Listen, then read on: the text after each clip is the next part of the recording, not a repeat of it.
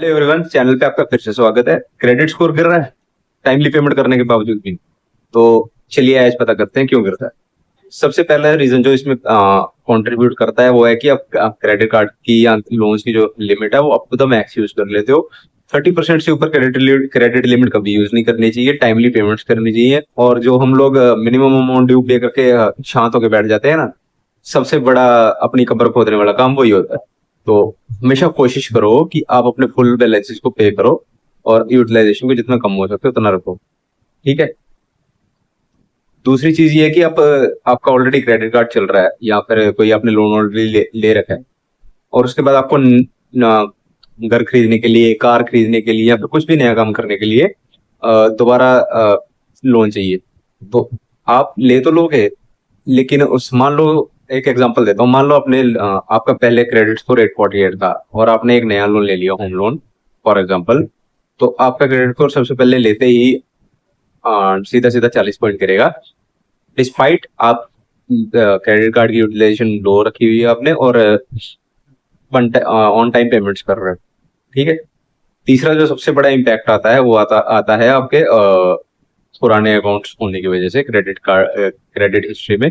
जैसे long standing जो काफी टाइम से आपने या तो उनकी पेमेंट्स कर रखी है या फिर डिफॉल्ट कर, मोस्टली ये होता है कि डिफॉल्ट कर रखे हैं या हमने कोई कार्ड पहले बंद कराया और उसको हटवाया नहीं है।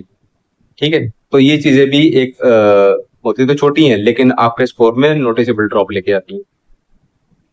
उसके बाद आजकल एक्सीडेंटल लोन्स बहुत सारे लोग लेते हैं। एक्सीडेंटल इन द सेंस कि आपने कोई भी ऑनलाइन ऐप देखी, उसके थ्रू आपने लोन ले लिया और वो आपकी फाइल खुल के एक किस्म की आपके क्रेडिट रिपोर्ट में रिफ्लेक्ट होनी शुरू हो जाती है। फॉर एग्जाम्पल, जैसे मैं फ्लिप की बात करता हूँ कि वंस आई वेल्ड फ्लिपकार्ट पे लेटर।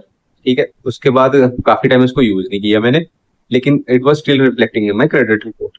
अब as it was reflecting in my credit report, तो उसके बाद उसको हटवाया मैंने वहां से। अगर नहीं हटवाता तो वो मेरी क्रेडिट वर्थिंगनेस को हाईली इम्पैक्ट करता है। तो इस चीज का भी ध्यान में रखिए। अब ये होता है कि कई बार हम लिंक्ड डेट की वजह से मारे जाते हैं। जैसे सपोज मान लो, अगर मैंने किसी के साथ मिलके लोन लिया है या फिर किसी ने मेरा क्रेडिट कार्ड यूज किया है, तो ये चीजें भी मेरे अगेंस्ट प्ले करती हैं।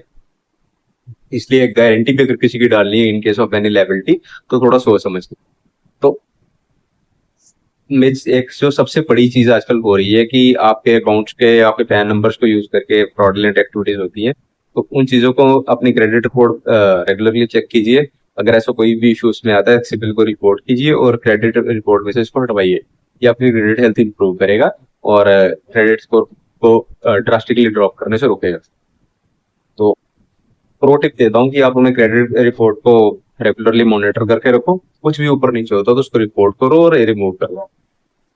अब इन द एंड मैं कुछ क्वेश्चंस आपके लिए छोड़ के जा रहा हूँ कि आपने कभी ड्रास्टिकली अपने क्रेडिट स्कोर गिरते हुए देखा है? अगर देखा है तो रीजन क्या था? और क्या आपको लगता है कि जो आपकी क्रेडिट एक्टिविटीज हैं वो आपकी क्रेडिट रिपोर्ट को पॉजिटिवली इम्पैक्ट करती हैं? इन चीजों के जवाब मुझे कमेंट में दे सकते हैं।